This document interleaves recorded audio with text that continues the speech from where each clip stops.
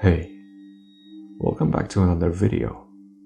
Today on Scarygenics we have 4 very short ghost stories from Reddit.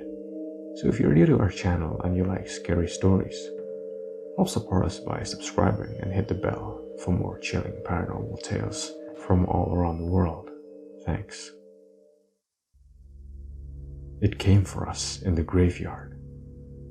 We were driving my friend's really old beat-up Subaru through a massive graveyard. We stopped and walked down a hill and came across a little pond. There was someone sitting on the rock on the other side of the pond. The figure was all black and we couldn't make out any features, other than the fact that it looked like a man who was wearing some old-style top hat. We stupidly waved and shouted hi. He didn't show any acknowledgement and continued sitting on the rock. All of a sudden he jumped to his feet, started running to us on the water, and then vanished in thin water about halfway on the pond. My friends and I screamed and ran back to the car. The car wouldn't start, and we heard something banging on the back of the car. It wasn't a constant bang, but every few seconds or so we'd hear it. Nobody was outside from what we could see in the dark, but something was making a noise on the car. I opened my phone and started dialing my mom to come give us a boost, but I had no service. None of us had any cell service. The next 30 minutes were spent trying to get the car started. No banging was heard afterwards, but we felt this heavy pressure around us. Finally the car started and she hit the pedal to the metal. We sped out of the graveyard so fast, and immediately after crossing the gates, all of our phones regained cell service. One thing I know for certain is that someone or something was out there, and it was not an animal or a human. Death came for him. I was standing in my parents' room, talking to my very sick dad at the time. He was dying of stage 4 esophageal cancer. I got the feeling something was behind me. I looked towards the doorway to the living room and something about 4'6" and fully black is peeking around the corner, with its hands on the door frame.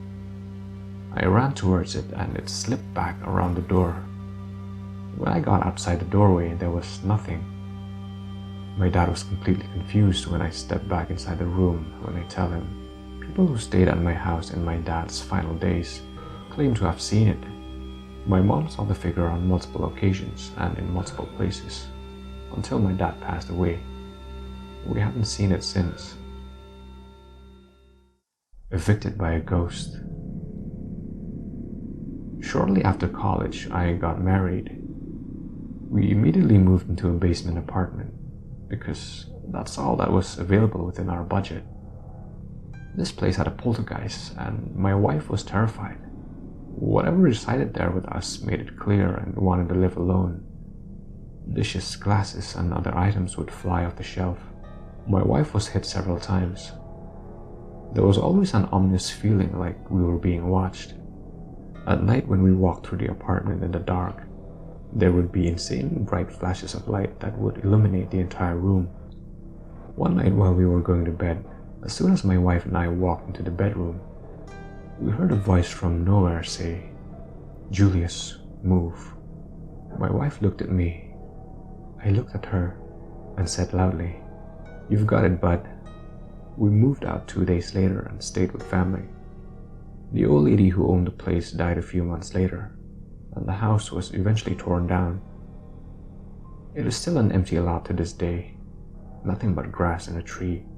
I still drive by it every now and again. The Death March. My dad used to work as a correction officer at a rural prison. He drove the perimeter of the property for his entire shift, where we would check empty buildings for runaway inmates. It was generally a boring job. One night, my dad was parked on a hill reading a magazine when he started to feel a thumping in his body. He described it as the feeling you get when speakers are playing a song with a really heavy bass.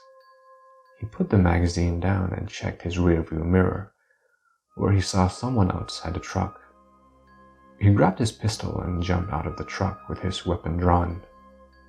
Outside the truck, he realized it was a procession of Native Americans walking through the truck, only to disappear at the exact spot he was sitting.